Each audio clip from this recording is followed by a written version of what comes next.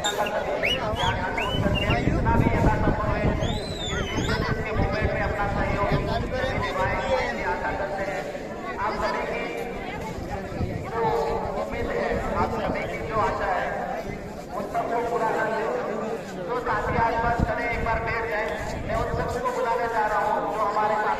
घर आप गिरा रहे हो और वो भी बुलडोजर से, जब भयंकर बारिश हो रही है तब।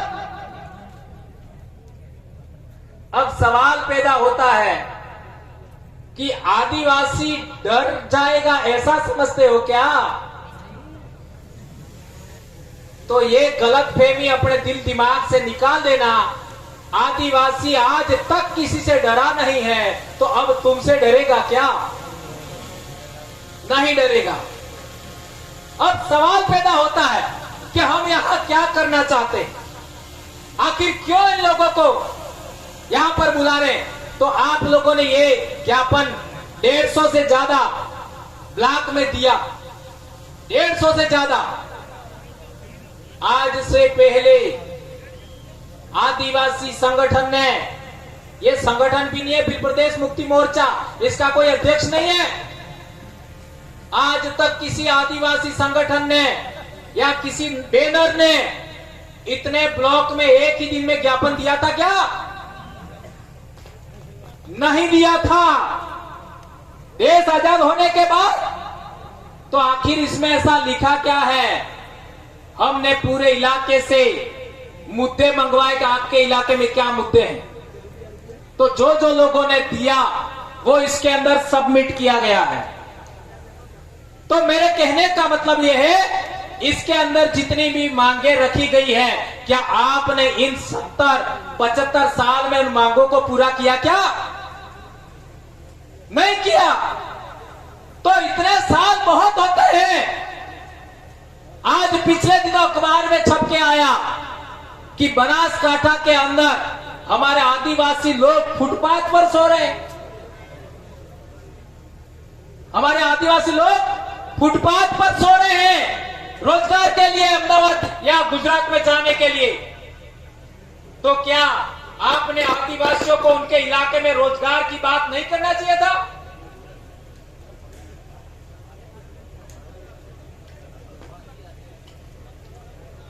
क्या किया गया रोजगार के नाम पर?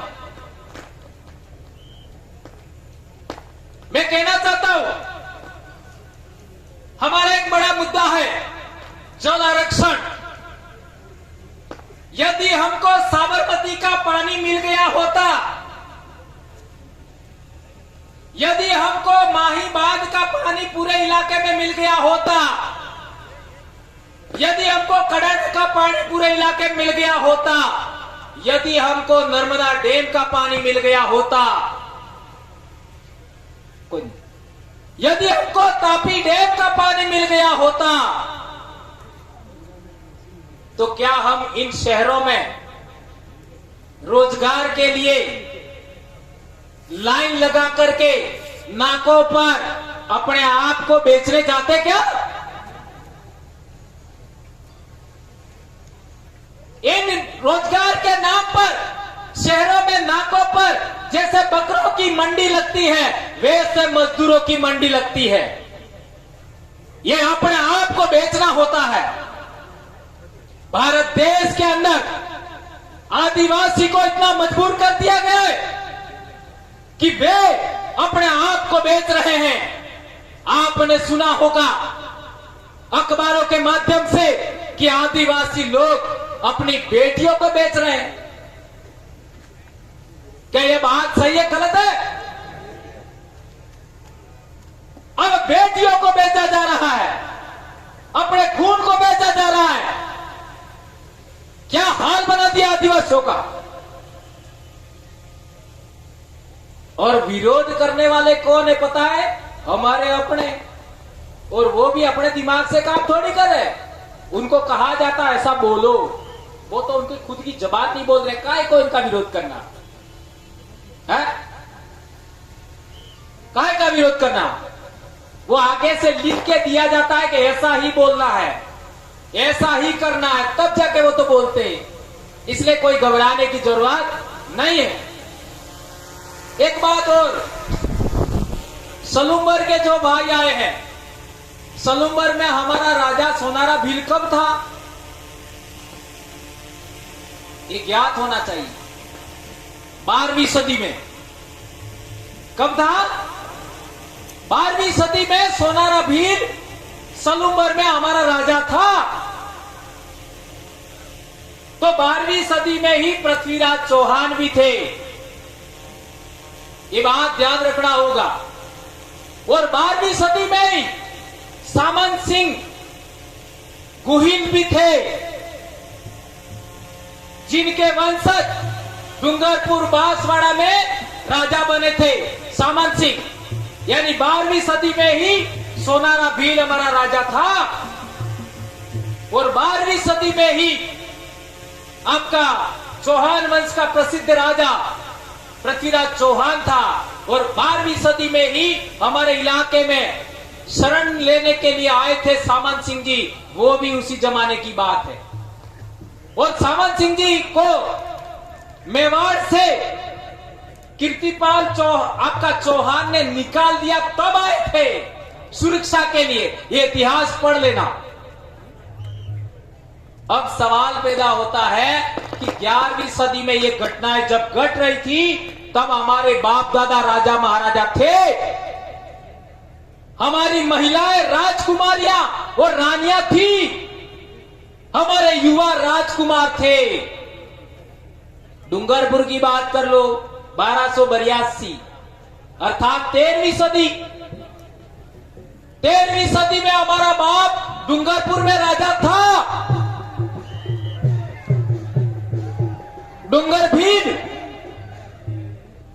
जब डूंगर भील हमारा राजा था डूंगरपुर में, तो हमारे बाप दादे आपका नए युवा है वो राजकुमार राजकुमारियां थी, रानियां थी। उससे आगे बढ़ो, बांसवाड़ा की बात करो।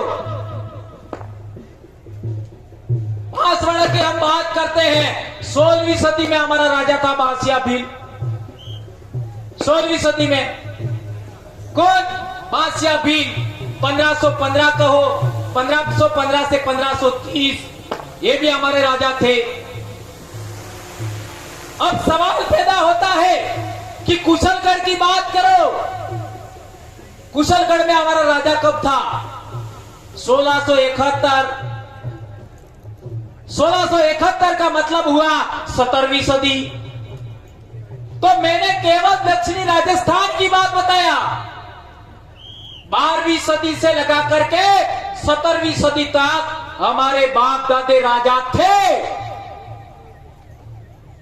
यही हालात मध्य प्रदेश का देख लो। अलीराजपुर, झाबुआ, रतलाम और दूसरे इलाके, उनमें आप इतिहास पढ़ लो। इसी पीरियड में हमारे बाप दादे राजा महाराजा थे। हमारी महिलाएं रानियां थी, हमारे नवजवान राजकुमार राजकुमारियां थी।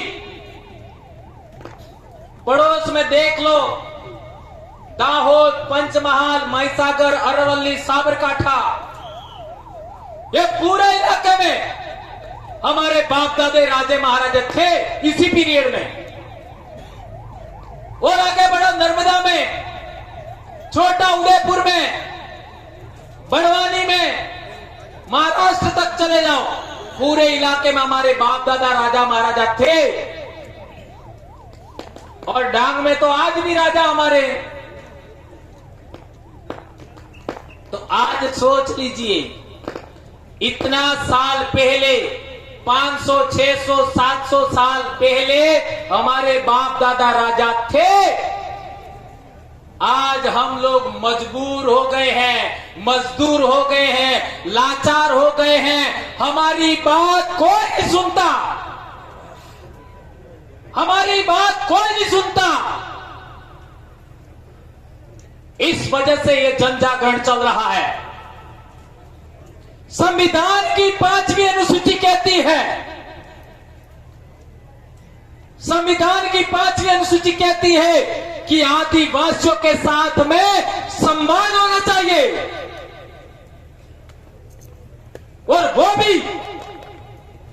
आदिवासियों के जनप्रतिनिधि हैं, एमपी एमएलए है, उन लोगों की सलाहकार परिषद होनी चाहिए, उसकी बात सुनी जानी चाहिए। आज तक हमारी बात सुनी नहीं गई।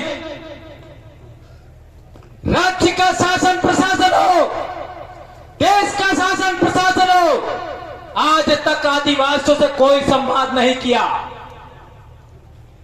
हम मांग करते हैं हर एक जिले का जिला प्रशासन, कलेक्टर, एसपी, एसडीएम, उपखंड अधिकारी, थानेदार, तहसीलदार, पूरे बिल प्रदेश टेरिटरी की बात है, एक इलाके की बात नहीं। जो आरएस आईएएस ऑफिसर हैं एक जिले में जितने भी, वे महीने में एक बार आदिवासी संगठनों से संवाद करें कि आप क्या चाहते हो। ऐसा होना चाहिए कि नहीं होना चाहिए? कौन कौन चाहते हो हाथ ऊंचा करो। सारे पेपर वाले फोटो ले लो। यदि ये फोटो नहीं छपा तो कल से सब काम छोड़ करके होलियां जलाना शुरू पेपरों की। हमारा पानी पीते हो, हमारा अनाज खाते हो और हमारे इलाके में सांस लेते हो, हमारी जमीन पर सोते हो और हमसे ही म्याऊं नहीं चलेगा। भारत देश का मूल मालिक है आदिवासी, ये मैं नहीं कह रहा। 5 जनवरी 2011 सुप्रीम कोर्ट के जजमेंट ने कहा, जब आदिवासी परिवार बना था तब आदिवासी डरते थे। आज आदिवासी परिवार के 10 साल हुए हैं, आज आदिवासियों ने डरना छोड़ दिया है। अब आदिवासियों ने डरना छोड़ दिया है। और अभी बात चल के आई थी कि दूसरे लोग ऐसा सा बोल रहे हैं, तो किसी को डरने की जरूरत नहीं है। महाराणा प्रताप के पूर्वज जो सामंत सिंह हमारे इधर आए और हमारा इलाके पर राज किया, डूंगरपुर हो चाहे बांसवाड़ा, उनके पूर्वज राणा कुंभा के पिताजी राणा मोकर की हत्या हो गई। उस जमाने में भी हमारे भीलों ने साथ दिया था। मेवाड़ का पूरा शासन प्रशासन उस जमाने का उन हत्यारों को पकड़ नहीं पाया और हमारे भीलों ने केवल एक परिवार के 7 भाइयों ने पकड़ दिखाया। ये होता आदिवासी। टाइगर जैसा ही ट्राइब होता है। ट्राइब और टाइगर में ज्यादा असमानताएं नहीं होती। हाँ, वो जानवरों में राजा है जन्मजात, और इंसानों में जन्मजात हम राजा है। इसलिए कहते हैं बम धनी भील, धूल मोड़ना धनी भील।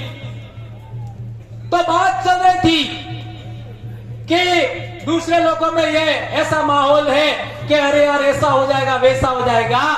मैं कहना चाहता हूं सभी पत्रकारों से, सभी शासन प्रशासन से, दुनिया के इतिहास में एक उदाहरण बताओ। भारत तो छोड़ दो, दुनिया के इतिहास में एक उदाहरण बताओ कि आदिवासियों ने किसी भी गैर आदिवासी समाज को परेशान किया हो। उदाहरण बताओ, किसी का शोषण किया हो, किसी के साथ भेदभाव किया हो, किसी के साथ अन्याय किया हो। मैं जो महाराणा कुंभा की बात कर रहा था, उस परिवार का जो मुखिया था उसको उन्हीं लोगों ने मारा था। इसके बावजूद भी उन्होंने कहा कि हमारी सहायता करो, तो भी हमने किया था। बोलिए,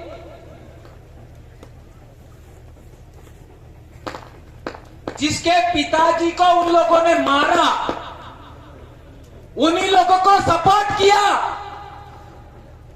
और तो और गुहिल वंश की बात करो, सबसे पहले गुहिल वंश का कोई राजा था गुहिल,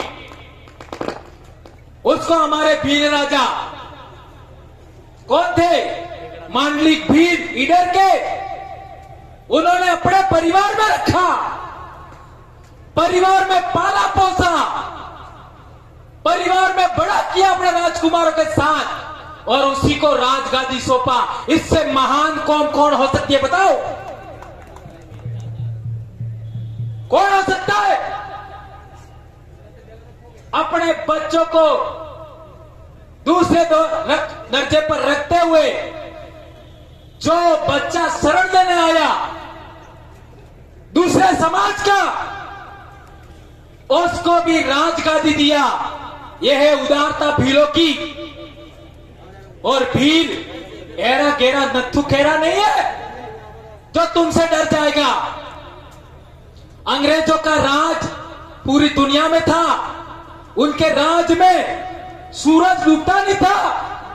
भील उनसे लड़े तो तुमसे डर जाएंगे क्या 5 साल वालों कैसे? ये सोचने वाली बात है।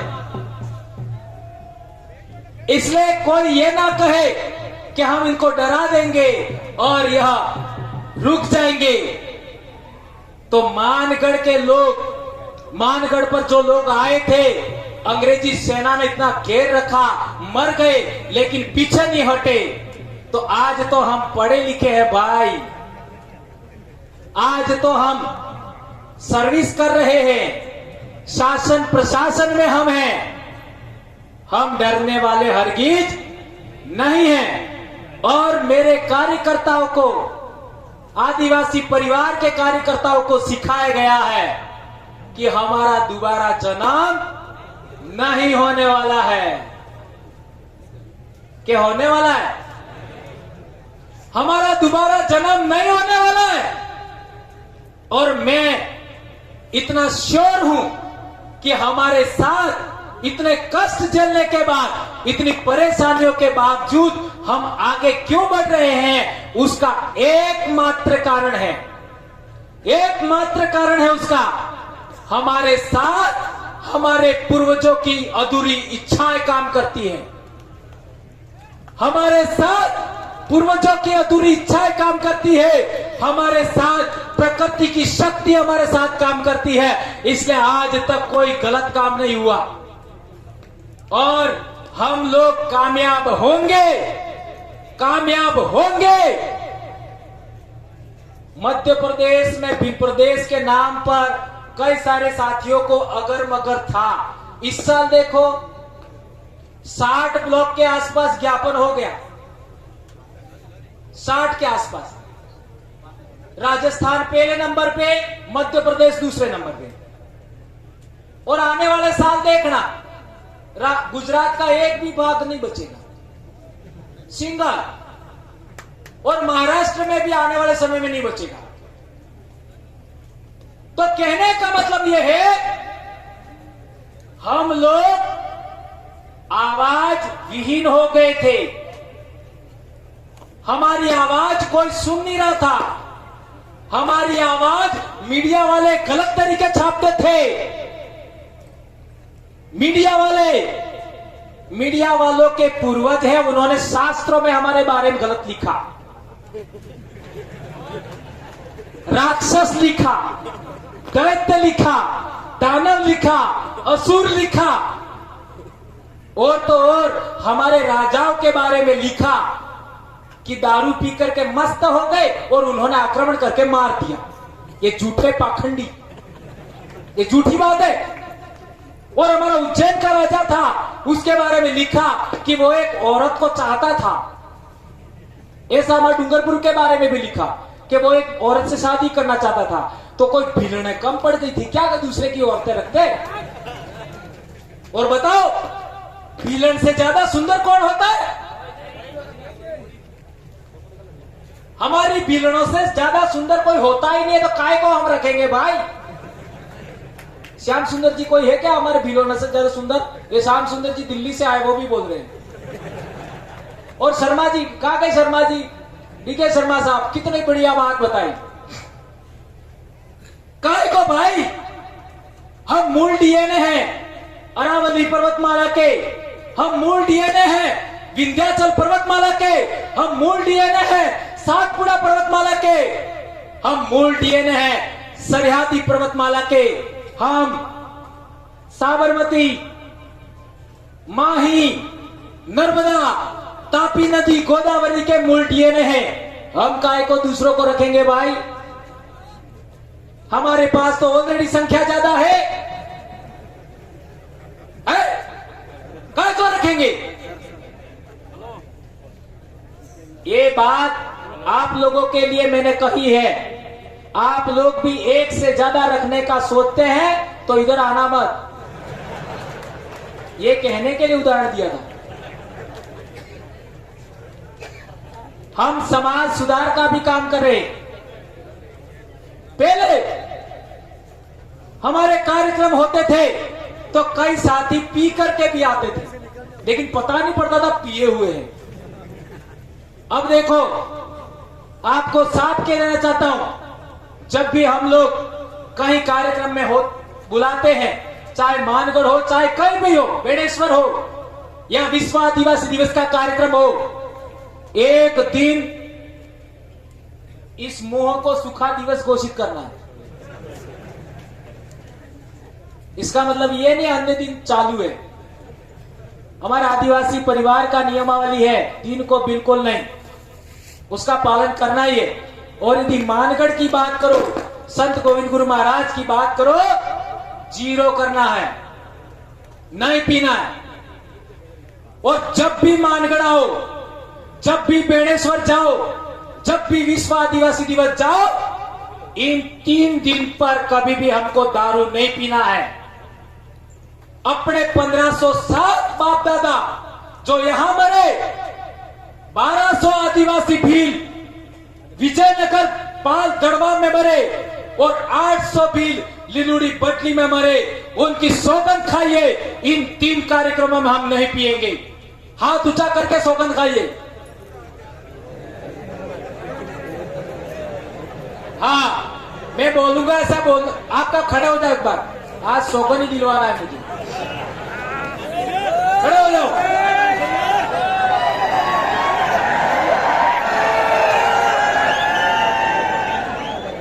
दोनों हाथ ऊंचा करो।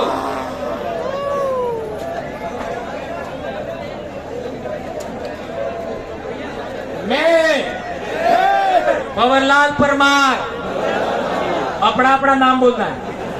मैं भंवरलाल परमार अपने बाप दादा सूरज चांद तारे धरती आसमान हवा पानी अन्न पूर्वजों को साक्षी मानकर सौगंध खाता हूँ, शपथ लेता हूँ कि मानगढ़, बेड़का और विश्व आदिवासी दिवस के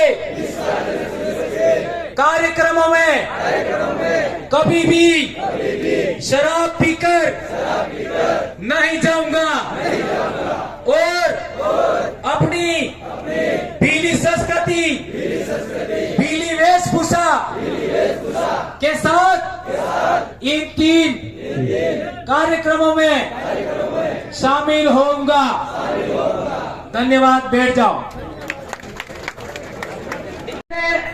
साफा बनवाया था और गोफन बनवाई थी, और कांतिबाई ने शंकर दत्त जी शर्मा जो एसपी थे उनको साफा और गोफन बनवाई थी। तो आज से अपने अपने जिले का प्रशासन एसपी और कलेक्टर को निमंत्रण पत्र दे देना कि हमारे विश्व आदिवासी दिवस कार्यक्रम में आपको आना है और पूरा समय बैठना है और हमारी बात सुननी है। कुर्सी नहीं मिलेगी जाजम पर। क्यों? ये डूंगरपुर में हुआ था 2018 में। हमारे साथ जाजम पर एसपी साहब और कलेक्टर साहब बैठे थे। और उनको हमारी जितनी भी मांगे हैं, जितनी भी बातें, उनको सुनाना है। और ये संविधान सम्मत है, संविधान से बाहर की बात नहीं है। तो आप लोगों को मैंने एक इतिहास की बहुत महत्वपूर्ण बात बताई कि हमारे बाप दादे राजा कब थे। तो वापस राजा बनना है कि नहीं बनना है? किस किस को बनना है?